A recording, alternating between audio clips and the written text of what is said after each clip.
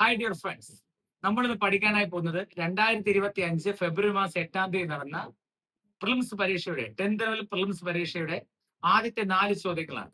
ഈ 4 ചോദ്യങ്ങൾ പറയുന്നതിന് മുമ്പ് ഞാൻ പറയാം, ഇത് ഇന്ത്യൻ എക്കണോമിക്സുമായി ബന്ധപ്പെട്ട് വരുന്ന 4 ചോദ്യങ്ങളാണ്. തൊഴിലുമായി ബന്ധപ്പെട്ട കാര്യങ്ങൾ പറയുന്നുണ്ട്, ടാക്സുമായി ബന്ധപ്പെട്ട കാര്യങ്ങൾ പറയുന്നുണ്ട്. അങ്ങനെ ഒത്തിരി കാര്യങ്ങൾ അടങ്ങുന്ന 4 പ്രസ്താവന ചോദ്യങ്ങളാണ് ഞാൻ ഇതിൽ പഠിപ്പിക്കാൻ ഉദ്ദേശിക്കുന്നത്. ഇതിന്റെ പ്രാധാന്യം എന്താണ് എന്ന് ചോദിച്ചാൽ, ജൂലൈ 18-ന് നടക്കാൻ പോകുന്ന 10th ലെവൽ പ്രിലിംസ് പരീക്ഷയ്ക്ക് 100% ചോദ്യങ്ങൾ വരാൻ സാധ്യതയുള്ള ഭാഗമാണ് അന്നത്തെ 4 ചോദ്യങ്ങളിലൂടെ നമുക്ക് വ്യക്തമാകുന്നത്. ഈ 4 ചോദ്യങ്ങളിൽ ഉൾപ്പെടുന്ന കണ്ടന്റിൽ നിന്നും സ്റ്റേറ്റ്മെന്റ് പാറ്റേണിലോ ഡയറക്റ്റ് പാറ്റേണിലോ നിങ്ങൾക്ക് ക്വസ്റ്റ്യൻസ് ഉറപ്പായും വന്നിരിക്കും. അതുകൊണ്ട് ഈ ക്ലാസ് നിങ്ങൾ മിസ് ചെയ്യരുത്. ഇതിലൂടെ കിട്ടുന്ന ഓരോ പോയിന്റുകളും നിങ്ങൾ എഴുതി വെച്ച് പഠിക്കണം. ഇത് ട്രിക്സ് ടിപ്സ് അല്ല, ഇത് വിശദമായി മനസ്സിലാക്കേണ്ട കാര്യമാണ്. അപ്പോൾ കുറച്ച് പോയിന്റ് പഠിക്കുന്നതിലൂടെ അതുമായി കണക്ട് ചെയ്യുന്ന എക്സ്ട്രാ പോയിന്റ്സും ഞാൻ ഇതിൽ പറയും, നോട്ട് ചെയ്യുക. ഇതിലിടയ്ക്ക് ഞാൻ ചോദ്യങ്ങൾ ചോദിക്കും. ആ ചോദ്യങ്ങൾക്ക് ഉത്തരം നിങ്ങൾ ഓപ്ഷൻസ് വെച്ച് എഴുതുക. എന്ന് വെച്ചാൽ 36-ാമത്തെ ചോദ്യമാണെന്നുണ്ടെങ്കിൽ 36A ആണ് നിങ്ങളുടെ ആൻസർ എന്ന് തോന്നുന്നുണ്ടെങ്കിൽ 36A എന്ന് രേഖപ്പെടുത്തുക. ഇത് നന്നായി പഠിക്കുന്നുണ്ടോ ഉപയോഗിക്കുന്നുണ്ടോ എന്ന് എനിക്ക് അറിയാൻ സാധിക്കുന്നത് നിങ്ങളുടെ കമന്റിലൂടെ മാത്രമാണ്. അപ്പൊ നിങ്ങൾക്ക് വേണ്ടി ഡിക്കറ്റ് ചെയ്യുന്ന ഈ ഒരു ഫ്രീ സർവീസ് നിങ്ങൾ എത്രത്തോളം ഉപയോഗപ്പെടുത്തുന്നുള്ളത് അറിഞ്ഞാൽ മാത്രമേ എനിക്കത് കൂടുതൽ നല്ല ക്ലാസ്സുകൾ നിങ്ങൾക്ക് തരാനുള്ള ഒരു പ്രചോദനം ഉണ്ടാവുകയുള്ളൂ. അപ്പോൾ ഈ നല്ലൊരു ക്ലാസ്സിലേക്ക് നിങ്ങൾ ഏവരെ ഞാൻ സ്വാഗതം ചെയ്യുന്നു. ആദ്യമായിട്ടാണ് ഈ ക്ലാസ് കാണുന്നതെങ്കിൽ, എന്റെ ചാനൽ നോക്കുന്നതെങ്കിൽ ഇപ്പോൾ തന്നെ സബ്സ്ക്രൈബ് ചെയ്യുക. ഇതുപോലെയുള്ള ക്ലാസ്സുകളും വിശദമായ ക്ലാസ്സുകൾക്കും 3 സെക്കൻഡിലൂടെ 30 ചോദ്യങ്ങൾ പഠിക്കാമെന്ന ട്രിക്സ് ടിപ്സ് ഒക്കെ ഞാൻ ഇട്ടിട്ടുണ്ട്. അങ്ങനെയുള്ള ട്രിക്സും നിങ്ങൾ പഠിക്കാൻ ആഗ്രഹിക്കുന്ന നല്ലൊരു ജിജ്ഞാസയുള്ള സ്റ്റുഡന്റ് ആണ് താങ്കളെങ്കിൽ തീർച്ചയായും നിങ്ങൾ അത് ബെൽ ഐക്കൺ അമർത്തണം. അതിൽ വരുന്ന ഓൾ എന്ന ഓപ്ഷൻ നിങ്ങൾ സെലക്ട് ചെയ്യണം. Is that clear? ഇതെന്തിനു ചോദിച്ചാൽ, ഓൾ ഓപ്ഷൻസ് കൊടുത്താൽ ഞാൻ ലൈവ് അപ്ഡേഷൻസ് ചെയ്യുമ്പോഴും അതുപോലെ തന്നെ ക്ലാസ്സുകൾ നമ്മൾ അപ്ലോഡ് ചെയ്ത് കഴിയുമ്പോഴും നിങ്ങൾ നോട്ടിഫിക്കേഷനെ പെട്ടെന്ന് കിട്ടുകയും ചെയ്യും. ഒരു ക്ലാസ് പോലും മിസ് ആവുകയില്ല. പിന്നെ എടുത്തു പറയുന്നത്, നിങ്ങൾ ലൈക്ക് ചെയ്യണം. ലൈക്ക് ചെയ്യാനുള്ളതാണ് ലൈക്ക് ചെയ്യണം. ഇല്ല എങ്കിൽ അത് കമന്റിൽ തന്നെ ബാഡ് കമന്റ്സും ഇടണം. കാരണം നിങ്ങളുടെ അഭിപ്രായങ്ങൾക്ക് അനുസരിച്ച് എനിക്ക് കൂടുതൽ നല്ല കാര്യങ്ങൾ ഈ ലോകത്തിന് വേണ്ടി ചെയ്യാൻ കഴിയും. അതുകൊണ്ട് തന്നെ നിങ്ങൾ ഇടുന്ന ഓരോ കമന്റ്സ് വളരെ വാല്യുബിൾ ആണ്. Don't miss it. ഓക്കെ, അപ്പൊ നിങ്ങളുടെ കമന്റ്സുകൾ പ്രതീക്ഷിച്ചുകൊണ്ട്, നിങ്ങളുടെ നല്ല റെസ്പോൺസ് പ്രതീക്ഷിച്ചുകൊണ്ട്, നിങ്ങളുടെ വിജയം ആഗ്രഹിച്ചുകൊണ്ട് ഞാൻ എന്റെ ആദ്യത്തെ ചോദ്യത്തിലേക്ക് കടക്കുന്നു. ആദ്യത്തെ ചോദ്യം ഇന്ത്യയുടെ സാമ്പത്തിക അതിർത്തിയിൽ നിന്നാണ്. ചോദ്യം: ഇന്ത്യയുടെ സാമ്പത്തിക അതിർത്തിയിൽ ഉൾപ്പെടാത്തത് ഏത്? വ്യോമ അതിർത്തി, ജല അതിർത്തി. ഓപ്ഷൻ ബി, മറ്റൊരു രാജ്യത്ത് സ്ഥിതി ചെയ്യുന്ന ഇന്ത്യ എന്ന രാജ്യത്തിന്റെ എംബസികൾ, ഹൈക്കമ്മീഷനുകൾ.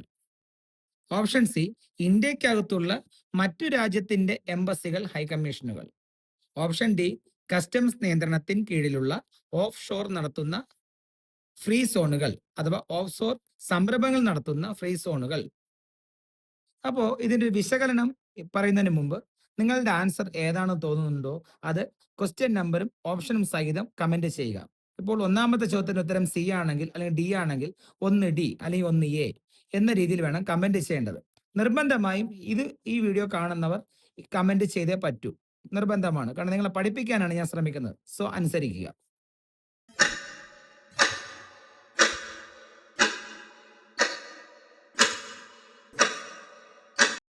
ഇനി നമുക്ക് ആൻസർ ഒരു വിശദീകരണത്തിലൂടെ സാവധാനം പഠിക്കാം. സാമ്പത്തിക ശാസ്ത്രത്തിലെ സിസ്റ്റം ഓഫ് നാഷണൽ അക്കൗണ്ട്സ് നിർവചന പ്രകാരം, അല്ലെങ്കിൽ അതിലുള്ള ഡിസ്ക്രിപ്ഷൻ പ്രകാരം, അല്ലെങ്കിൽ അതിലെ ഡെഫിനിഷൻ പ്രകാരം ഒരു എംബസി ഏത് രാജ്യത്തിന്റെ ഉടമസ്ഥതയിലാണോ അത് ആ രാജ്യത്തിന്റെ സാമ്പത്തിക അതിർത്തിയായി കണക്കാക്കുന്നു. മനസ്സിലാവുന്നുണ്ടോ? ഒരു എംബസി ഏത് രാജ്യത്തിന്റെ ഉടമസ്ഥതയിലാണോ അത് ആ രാജ്യത്തിന്റെ സാമ്പത്തിക അതിർത്തിയായി കണക്കാക്കപ്പെടുന്നു. ഇന്ത്യൻ എംബസികൾ ലോകത്ത് എവിടെയാണെങ്കിലും ഇന്ത്യയുടെ സാമ്പത്തിക അതിർത്തിയാണ് വരുന്നത്. അതുകൊണ്ട് ഓപ്ഷൻ ബി ഉൾപ്പെടുന്നു എന്നുള്ളതാണ്. എന്നാൽ ഇന്ത്യക്കകത്ത് പ്രവർത്തിക്കുന്ന മറ്റു രാജ്യങ്ങളുടെ എംബസികൾ ആ വിദേശ രാജ്യങ്ങളുടെ സാമ്പത്തിക അതിർത്തിയാണ്, ഇന്ത്യയുടേതല്ല. അപ്പൊ ഇവിടെ ഉത്തരം ഏതാണ്? ഓപ്ഷൻ സി ആണ്. ഇന്ത്യക്കകത്തുള്ള മറ്റു രാജ്യത്തിന്റെ എംബസികളും ഹൈക്കമ്മീഷനുകൾ എന്ന് പറയുന്ന ഓപ്ഷൻ സി ആണ് ശരിയായ ഉത്തരം. ഓപ്ഷൻ ഡി എന്തായിരുന്നു? കസ്റ്റംസ് നിയന്ത്രണത്തിൽ കീഴിലുള്ള ഓഫ് ഷോർ സംരംഭങ്ങൾ നടത്തുന്ന ഫ്രീ സോണുകൾ. ഇത് സാമ്പത്തിക അതിർത്തിയിൽ വരും. കാരണം കസ്റ്റംസ് നിയന്ത്രണത്തിന് കീഴിലുള്ള ഓഫ്ഷോർ സംഭരണം എന്ന് പറയുമ്പോഴും ഇന്ത്യക്കകത്താണ്. അത് ഇന്ത്യക്ക് വരുമാനം ഉണ്ടാക്കുന്ന കാര്യങ്ങളാണ്. അപ്പൊ സ്വാഭാവികമായിട്ടും ഇതും സാമ്പത്തിക അതിർത്തിയിൽ എന്ത് വരും, നമുക്കുള്ളിലായിട്ടാണ്. ഇനി അതിൽ നിന്ന് നമുക്ക് പഠിക്കാൻ പറ്റുന്ന കുറച്ച് എക്സ്ട്രാ പോയിന്റ്സ് ഉണ്ട് മക്കളെ, നോട്ട് ചെയ്ത് വെച്ചോ. അന്താരാഷ്ട്ര സംഘടനകളുടെ UN, WHO ഓഫീസുകൾ ഒരു രാജ്യത്താണെങ്കിലും അവ ആ രാജ്യത്തിന്റെ സാമ്പത്തിക അതിർത്തിയിൽ ഉൾപ്പെടില്ല. ഇതൊരു സ്റ്റേറ്റ്മെന്റ് ആണ്. പരീക്ഷയ്ക്ക് ചിലപ്പം വരും ഈ വർഷത്തെ പ്രിലിംസിന്. അപ്പൊ അതൊരു പോയിന്റ് പഠിച്ചോ. കൂടാതെ സാമ്പത്തിക അതിർത്തി എന്നത് ഭൗതികമായ അതിർത്തിയല്ല. സാമ്പത്തിക അതിർത്തി എങ്ങനത്തെ അതിർത്തിയല്ല? ഭൗതികമായ അതിർത്തിയല്ല, ഭരണപരമായ നിയന്ത്രണത്തിന്റെ പരിധിയാണ്. എന്താണ്? സാമ്പത്തിക അതിർത്തി എന്നത് ഭൗതികമായ അതിർത്തി അല്ല, ഭരണപരമായ നിയന്ത്രണത്തിന്റെ പരിധിയാണ്. മനസ്സിലാവുന്നുണ്ടോ പറയുന്നത്? അപ്പോ ശ്രദ്ധിച്ച് കാര്യങ്ങളൊക്കെ നോട്ട് ചെയ്ത് പഠിക്കുക. നമുക്കിനി ചോദ്യം നമ്പർ 2ലേക്ക് പോവാം. യുനെസ്കോ ക്രിയേറ്റീവ് നഗരം ഈ ഒരു ടോപ്പിക്കുമായി ബന്ധപ്പെട്ടായിരുന്നു 2025 ഫെബ്രുവരി മാസം 8-ാം തീയതി ചോദിച്ച രണ്ടാമത്തെ ചോദ്യം, ക്വസ്റ്റ്യൻ പേപ്പറിലെ രണ്ടാമത്തെ ചോദ്യമായിരുന്നു. ചോദ്യം ഇതാ: ലോക നഗര ദിനത്തിൽ യുനെസ്കോ 2023, കാരണം ചോദിച്ചത് 2023 ബേസ് ചെയ്താണ് അന്ന് ചോദിച്ചത്. ലോക നഗര ദിനത്തിൽ യുനെസ്കോ പുറത്തിറക്കിയ 55 ക്രിയേറ്റീവ് നഗരങ്ങളുടെ പട്ടികയിൽ ഇടം നേടിയ കേരളത്തിലെ ആദ്യ നഗരമേത്? അവിടെ തന്നെ ഒരു പോയിന്റ് കിട്ടുന്നുണ്ട്.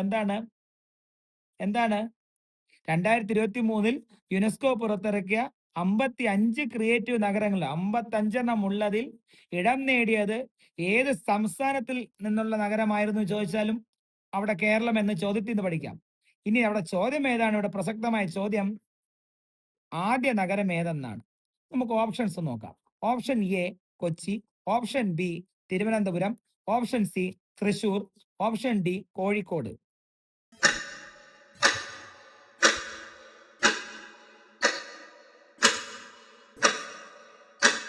ഓക്കെ, ഇനി വീണ്ടും വിശദീകരണത്തിലൂടെ നമുക്ക് ആ ചോദ്യം ഒന്ന് വിലയിരുത്താം. ചോദ്യവും ഉത്തരവും ഏതാണെന്നുള്ളത് നമുക്ക് വിലയിരുത്താം. ഓക്കെ, ഉത്തരം കണ്ടുപിടിക്കാനുള്ള വിശദീകരണം ശ്രദ്ധിച്ചിരുന്ന് കേട്ട് പഠിക്കുക. 2023 ഒക്ടോബർ 31, അപ്പൊ ലോക നഗരദിനം എന്നാണ്? ലോക നഗരദിനം എന്നാണ്? ഒക്ടോബർ 31. അപ്പോൾ 2023 ഒക്ടോബർ 31 യുനെസ്കോ പുതിയ പട്ടിക പുറത്തിറക്കിയത്. ഇതിൽ സാഹിത്യ നഗരം അഥവാ സിറ്റി ഓഫ് ലിറ്ററേച്ചർ എന്ന് പറയുന്നത് കോഴിക്കോടിനാണ് കിട്ടിയത്. അപ്പൊ ഉത്തരം അതിൽ ഏതാണ്? ഓപ്ഷൻ ഡി കോഴിക്കോടാണ് ഉത്തരം. അത് ഈ ഒരു വരിയിൽ നിന്ന് എന്തൊക്കെ കിട്ടി നോക്കിയേ. നമുക്ക് ഒക്ടോബർ 31 ലോക നഗര ദിനമായി നമുക്ക് മനസ്സിലാവുന്നു. കോഴിക്കോടിന് പദവി കിട്ടിയ വർഷമേതെന്ന് ചോദിച്ചാലും 2023 കിട്ടുന്നു. മനസ്സിലാവുന്നുണ്ടോ? അപ്പം പട്ടിക പുറത്തിറക്കിയത് ആരാണ് എന്ന് ചോദിച്ചാലും യുനെസ്കോ എന്ന് പറയാൻ പറ്റും. എന്താണ് UNESCO? United Nations educational, scientific and cultural ഓർഗനൈസേഷന്റെ ഷോർട്ട് ഫോം ആണ് എന്തോന്ന് പറയുന്നത്? യുനെസ്കോ. അപ്പൊ യുനെസ്കോ അബ്രിവേഷൻ എഴുതിയെടുത്ത് പഠിക്കണേ. എന്നത് ഐക്യരാഷ്ട്രസഭയുടെ കീഴിലുള്ള ഒരു പ്രത്യേക ഏജൻസിയാണ്. UN കീഴിലുള്ള ഒരു പ്രത്യേക ഏജൻസിയാണ് ഏത്? യുനെസ്കോ. വിദ്യാഭ്യാസം, ശാസ്ത്രം, സംസ്കാരം എന്നീ മേഖലകളിൽ അന്താരാഷ്ട്ര സഹകരണം പ്രോത്സാഹിപ്പിക്കുകയാണ് ഇതിന്റെ പ്രധാന ലക്ഷ്യം. അപ്പൊ യുനെസ്കോയുടെ പ്രധാന ലക്ഷ്യം ചോദിച്ചാലും നമുക്കിവിടെ പഠിക്കാം. അത് ഏതൊക്കെ മേഖലകളിലാണെന്ന് ചോദിച്ചാലും നമുക്ക് പഠിക്കാം. വിദ്യാഭ്യാസം, ശാസ്ത്രം, സംസ്കാരം. മറക്കല്ല മക്കളെ, പ്രധാനപ്പെട്ട ചോദ്യമാണ്. മനസ്സിലാവുന്നുണ്ടോ പറയുന്നത്? Very good. ഓക്കെ, അപ്പോ ലോക പൈതൃക സ്ഥലങ്ങളെയും ക്രിയേറ്റീവ് നഗരങ്ങളെയും കണ്ടെത്തുകയും സംരക്ഷിക്കുകയും ചെയ്യുന്നത് യുനെസ്കോയാണ്. അപ്പൊ അടുത്ത ചോദ്യം വീണ്ടും നമുക്ക് പഠിക്കാം. അതായത് പ്രീവിയസ് ക്വസ്റ്റ്യൻ പേപ്പറിൽ ഈ പഠിപ്പിക്കുന്ന ഈ കണ്ടന്റിൽ നിന്നും വരുന്ന ഒരു ചോദ്യമാണ്. യുനെസ്കോ സംരക്ഷിക്കുന്നത് എന്തിനൊക്കെയാണ്? അല്ലെങ്കിൽ ലോക പൈതൃക സ്ഥലങ്ങളെയും ക്രിയേറ്റീവ് നഗരങ്ങളെയും കണ്ടെത്തുകയും സംരക്ഷിക്കുകയും ചെയ്യുന്നത് ആരാണ് എന്ന് ചോദിച്ചാൽ ഓപ്ഷൻസിൽ യുനെസ്കോ ഉണ്ടെങ്കിൽ നമ്മൾ യുനെസ്കോ എഴുതുക. ഇനിയും ഞാനൊരു എക്സ്ട്രാ പോയിന്റ് പറഞ്ഞു തരാം. ഇന്ത്യയിൽ നിന്ന് സംഗീത നഗരമായി തിരഞ്ഞെടുക്കപ്പെട്ടത് മധ്യപ്രദേശിലെ ഗോളിയോർ ആണ്. വീണ്ടും പോയിന്റുകൾ വരെയാണ് അല്ലേ? നമുക്കത് എഴുതിയെടുത്ത് പഠിക്കണ്ടേ? ഏത് സംസ്ഥാനത്ത് നിന്ന് ചോദിച്ചാൽ മധ്യപ്രദേശ്, പ്രദേശം അല്ലെങ്കിൽ സ്ഥലം ഏതല്ലെങ്കിൽ നഗരം ഏതെന്ന് ചോദിച്ചാൽ ഗോളിയോർ. മനസ്സിലാവുന്നുണ്ടല്ലോ? അപ്പൊ ഈ ഒരു ഒന്നാമത്തെ ചോദ്യം പഠിക്കുമ്പോൾ തന്നെ എന്തൊക്കെ നമുക്ക് കിട്ടുന്നു നോക്കിയേ അല്ലേ? യുനെസ്കോ ക്രിയേറ്റീവ് സിറ്റീസ് നെറ്റ്വർക്കിൽ ഉൾപ്പെടുന്ന ആദ്യത്തെ മലയാളി നഗരം കോഴിക്കോടാണ്. മനസ്സിലാവുന്നുണ്ടോ? കോഴിക്കോടാണ്. അതിന്റെ അകത്തോട്ട് തന്നെ നമ്മൾ സംഗീത നഗരം പഠിച്ചു, സിറ്റി ഓഫ് മ്യൂസിക്കും പഠിച്ചു. ഏത് സംസ്ഥാനം? മധ്യപ്രദേശ്. ഏത് നഗരമാണ്? ഗ്വാളിയോർ ആണ്. ഗ്വാളിയോർ മറക്കാതിരിക്കാൻ ആറാം തമ്പുരാന്റെ സിനിമ പഠിച്ചാൽ മാത്രം മതി, അല്ലെങ്കിൽ അതിലൊരു ഡയലോഗ് ഓർത്താലും മതി. ഹിന്ദുസ്ഥാനി സംഗീതം പഠിക്കണമെന്ന മോഹവുമായി ചെന്ന് കയറിയതും അതിൽ പറയുന്നുണ്ട് ഗോളിയർ, ഖുറാന പീക്കോൽ, അത് സംഗീതത്തിന്റെ ഗോളിയർ എന്നാണ് പറയുന്നത്. ഈ ഒരു കാര്യം മറക്കല്ല മക്കളെ. അപ്പോ സിറ്റി ഓഫ് മ്യൂസിക് ചോദിച്ചാൽ എന്ത് ഗോളിയർ നിങ്ങൾ കാച്ചിക്കോണം. ഗോളിയർ ഉണ്ടെങ്കിൽ ഗോളിയർ ഓപ്ഷൻ എടുക്കാവോ, വേറെ ഒന്നും ചൂസ് ചെയ്ത് കളയരുത്. ഓക്കെ, നമുക്ക് അപ്പൊ ഇനി മൂന്നാമത്തെ ചോദ്യത്തിലേക്ക് പോവാം. ചോദ്യം: തിരികെ സ്കൂളിലേക്ക് ക്യാമ്പയിൻ എന്ന് പറയുന്ന ഒരു പ്രോഗ്രാമുമായി ബന്ധപ്പെട്ട ചോദ്യമാണ് വന്നത്, അല്ലെങ്കിൽ പ്രോജക്റ്റുമാണ് വന്നത്. അപ്പൊ ചോദ്യത്തിന്റെ രൂപം ഇതാണ്: തിരികെ സ്കൂളിലേക്ക് എന്ന ശാക്തീകരണ ക്യാമ്പയിൻ എന്തുമായി ബന്ധപ്പെട്ടിരിക്കുന്നു? തിരികെ സ്കൂളിലേക്ക് എന്ന് പേരിൽ അറിയപ്പെടുന്ന ശാക്തീകരണ ക്യാമ്പയിൻ ഏതുമായി ബന്ധപ്പെട്ടിരിക്കുന്നു, അല്ലെങ്കിൽ എന്തുമായി ബന്ധപ്പെട്ടിരിക്കുന്നു? ചോദ്യങ്ങൾ പല രൂപത്തിലും PSC ചോദിച്ചെന്ന് വരാം. അപ്പോൾ നമുക്ക് ഓപ്ഷൻസ് വായിക്കാം. ഓപ്ഷൻ എ സംസ്ഥാന കുടുംബശ്രീ മിഷൻ, ഓപ്ഷൻ ബി ദേശീയ സാക്ഷരതാ മിഷൻ, ഓപ്ഷൻ സി ദേശീയ വിദ്യാഭ്യാസ നയം 2020, സർവശിക്ഷ കേരളം, അതാണ് ഓപ്ഷൻ ഡി. ഇനി നമുക്കതിന്റെ വിശകലനം. ഉത്തരം അറിയാമെങ്കിൽ ഒന്ന് എഴുതിക്കോളൂ. മൂന്നാമത്തെ ചോദ്യത്തിന്റെ ഉത്തരം നിങ്ങൾക്കറിയാം. 3 സി ആണോ, എ ആണോ, ബി ആണോ, ഡി ആണോ? ഏതാണ് ഉത്തരം തോന്നുന്നത്? അതൊന്ന് നോട്ട് ചെയ്തോളൂ. കമന്റ് ഇട്ടേ, നോക്കട്ടെ എത്ര പേര് ശ്രദ്ധിച്ചിരിക്കണം, ഞാൻ നോക്കട്ടെ. ഓക്കെ, അപ്പൊ അതിന്റെ ഒരു വിശദീകരണത്തിലേക്ക് പോകാം. കോവിഡ് കാലത്തിന് ശേഷം സ്കൂളുകളിൽ നിന്ന് കൊഴിഞ്ഞുപോയ കുട്ടികളെ തിരികെ കൊണ്ടുവരാൻ പൊതുവിദ്യാഭ്യാസ വകുപ്പും കുടുംബശ്രീയും ചേർന്ന് നടപ്പിലാക്കിയ പദ്ധതിയാണ് എന്തോന്ന്? തിരികെ സ്കൂളിലേക്ക് എന്നുള്ള ക്യാമ്പയിൻ. ഓക്കെ, അപ്പോ അത് അയൽക്കൂട്ടങ്ങൾ വഴി കുട്ടികളെ കണ്ടെത്തി വിദ്യാഭ്യാസ പ്രക്രിയയിൽ പങ്കാളികളാക്കാൻ കുടുംബശ്രീയെയാണ് ചുമതലപ്പെടുത്തിയത്. ഇത് ഒരിക്കലും മറക്കരുത്. ഇത് ഉറപ്പായും നിങ്ങൾക്ക് ഈ വർഷത്തെ പരീക്ഷയ്ക്ക് വരും. കോവിഡ് കാലത്ത് ശേഷം സ്കൂളിൽ നിന്ന് കൊഴിഞ്ഞുപോയ കുട്ടികളെ തിരികെ കൊണ്ടുവരാൻ പൊതുവിദ്യാഭ്യാസ വകുപ്പും കുടുംബശ്രീയും ചേർന്നാണ് ഈ പദ്ധതി നടപ്പിലാക്കിയത്.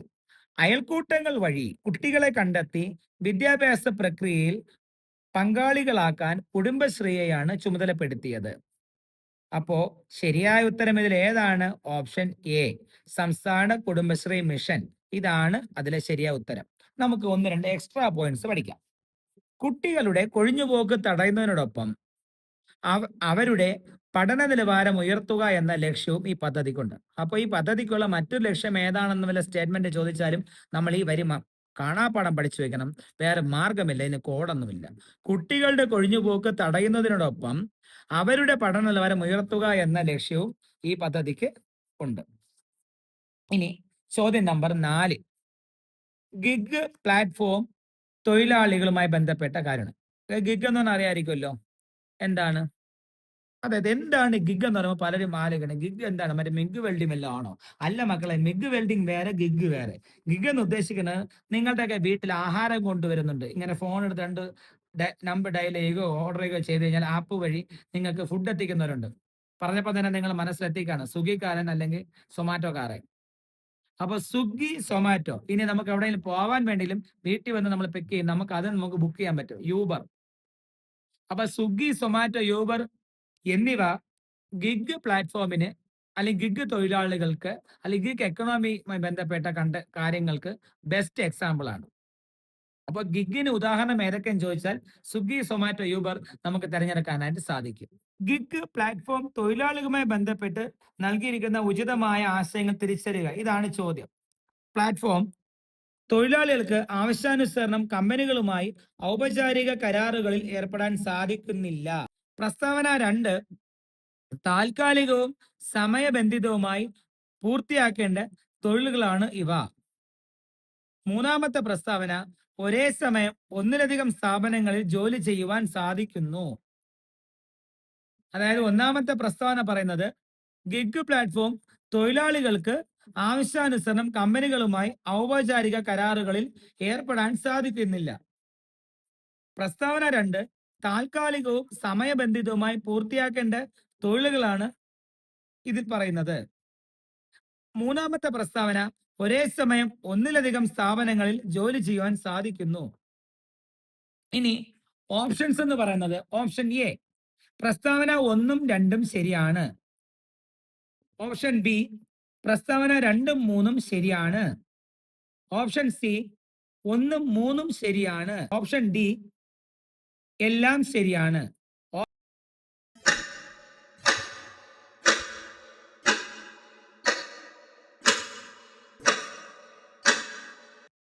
ഇനി വിശകലനത്തിലേക്ക് പോവുകയാണ്. ഗിഗ് എക്കോണമി എന്നാൽ എന്ത്? അത് മനസ്സിലാക്കണം. ഗിഗ് എക്കോണമി എന്നാൽ സ്ഥിരമായ കരാറില്ലാതെ, അത് പെർമനന്റ് എഗ്രിമെന്റ് ഇല്ലാതെ ആവശ്യം വരുമ്പോൾ മാത്രം തൊഴിൽ ചെയ്യുന്ന രീതിയെയാണ് എന്ത് പറയുന്നത്? ഗിഗ് എക്കോണമി എന്ന് പറയുന്നത്.